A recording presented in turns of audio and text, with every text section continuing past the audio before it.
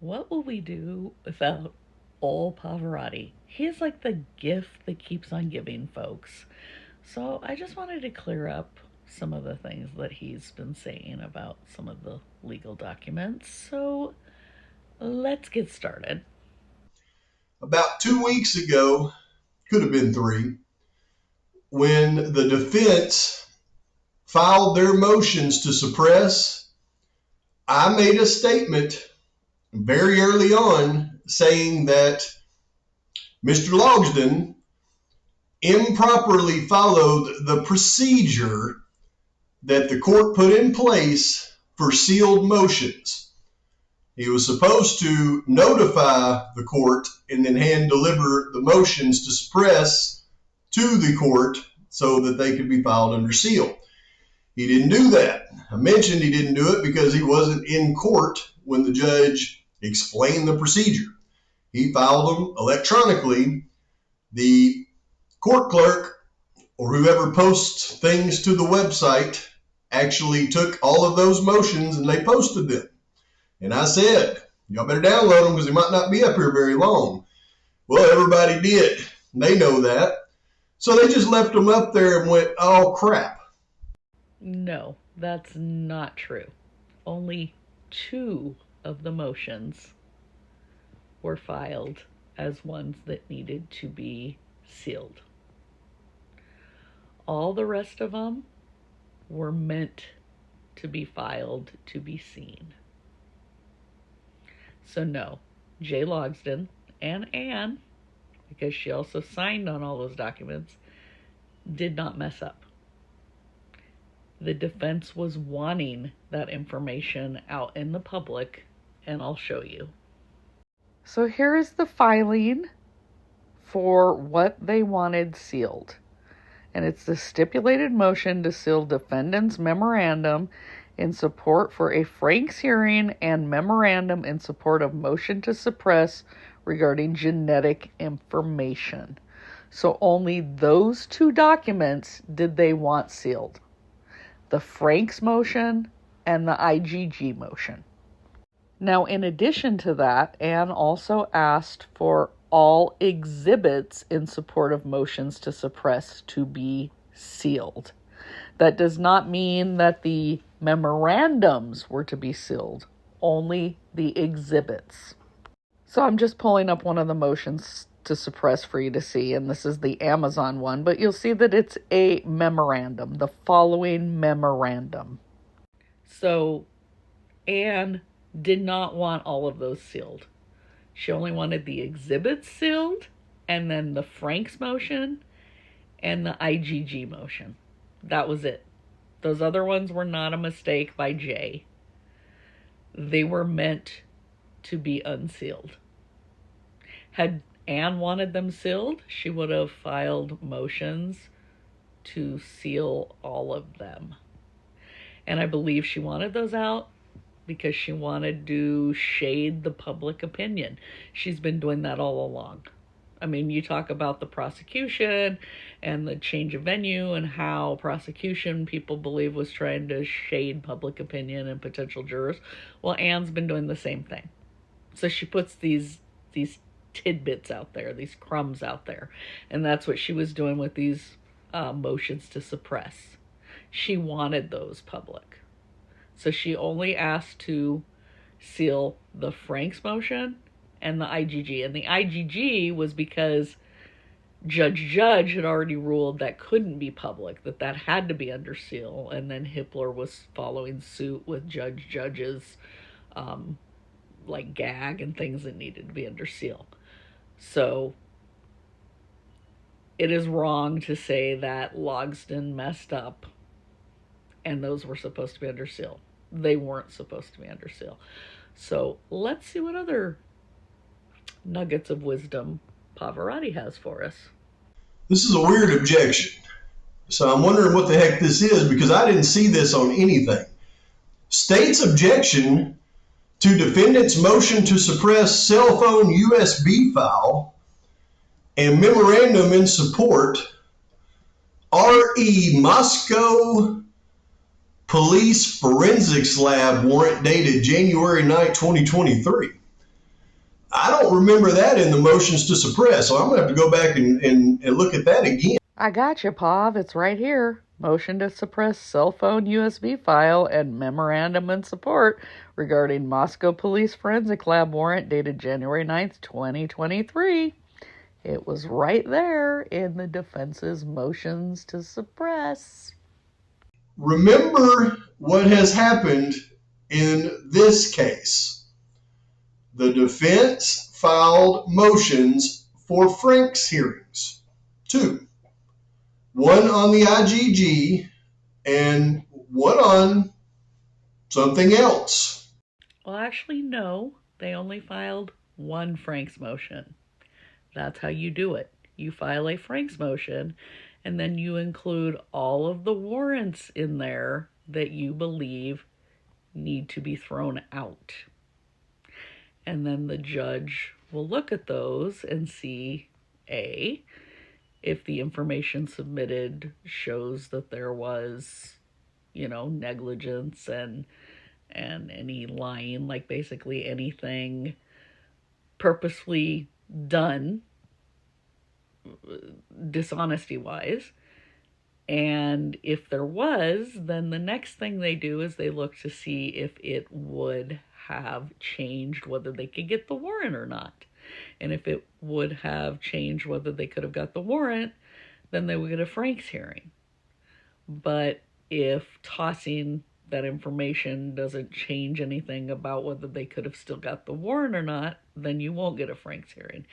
The other thing people need to realize is the doctrine of inevitable discovery.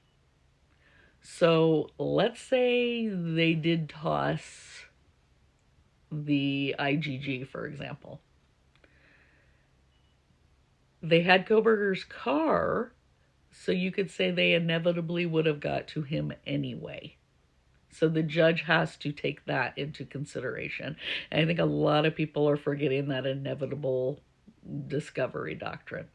That just because you may not have gotten to him right away, it doesn't mean you would have eventually never got to him.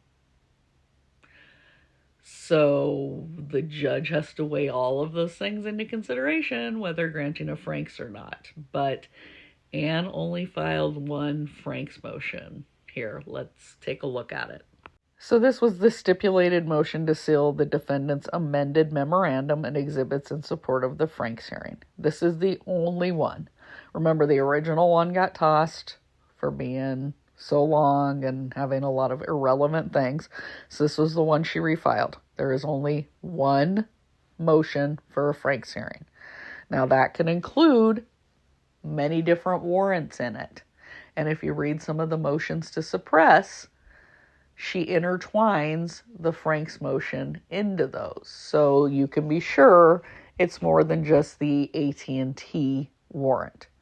She's trying to claim there's more than one warrant that she believes law enforcement wasn't truthful on or omitted information on. But it's only one Frank's hearing motion, not two. You see, in the context of a Frank's hearing, ex parte means that a motion to challenge the validity of a search warrant is being brought before the court by only one party, usually the defendant, without the immediate presence or participation of the opposing side, the prosecution. Typically because the defendant needs an immediate ruling based on urgent circumstances, like a potential destruction of evidence. Holy cow. There's something I agree with you on. Well, I think there's been a few things we've actually been in agreement on, but definitely agree with you on this.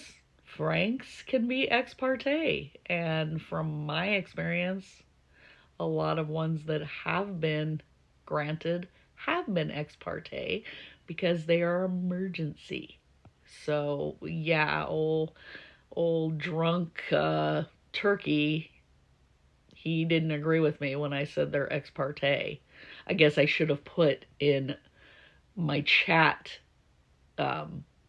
interaction with him that not always, but my experience is they've been ex parte. So actually agree with you on something, Pav. Let's continue. Did the prosecution file objections? Yeah, they did. They filed an objection. Was the objection that they filed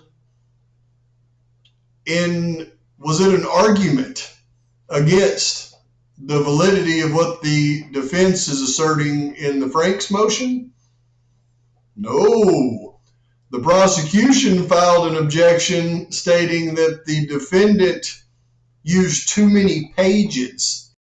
Well, yeah, the prosecution did file that motion about the amount of pages that were in the memorandum, but remember, the prosecution had until their deadline on the 6th to file all of their objections to the motions, and guess what?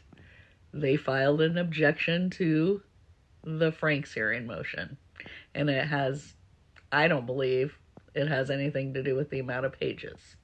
We don't know because it's sealed, but they did in fact file an objection the other day. Let's take a look. So here it is, filed on December 6th. State's objection and exhibits to defendant's amended motion and memorandum in support for Frank's hearing. And that has been sealed. So the state did object to the Franks motion, and it doesn't look like it's just based on pages this time. Do I think the hearing coming up later today is a Franks hearing? No. Simply because it's remote. They're asking for it to be remote. And at 2:30 in the afternoon, so what does that give, like 2.5 hours? I feel like if he's granting a Franks hearing with the number of warrants that it sounds like Ann's trying to get invalidated, it would be a full day, maybe into a second day. And even if it were to be ex parte, that doesn't mean it's just like a wham bam thank you ma'am, because the judge can call people to testify. So he can call the law enforcement officers that did those warrants and have them come in and testify. So those hearings don't go very quickly. So 2:30 in the afternoon and also remote, no. I would think they'd be there in person, and it would be at least a full day. So, and I said before, I don't think there's going to be a Franks hearing, but I had said I will admit I'm wrong if one happens. But I just feel like this is motions for something else. And I already had stated what I think it could be, but it's possible something else came up that Ann was wanting done ex parte, and we're not going to know right away. So, the speculation just kind of is like spinning wheels and doesn't do us any good at this point until things come out publicly. But I just wanted to clear up some of those things that Pavarotti was saying, because I know people blindly believe some of that stuff, and then you see it in other people's videos and they repeat verbatim what he says. So I just wanted to get that on record. And again, let me know if there's something else you want me to bring up. Have a good one.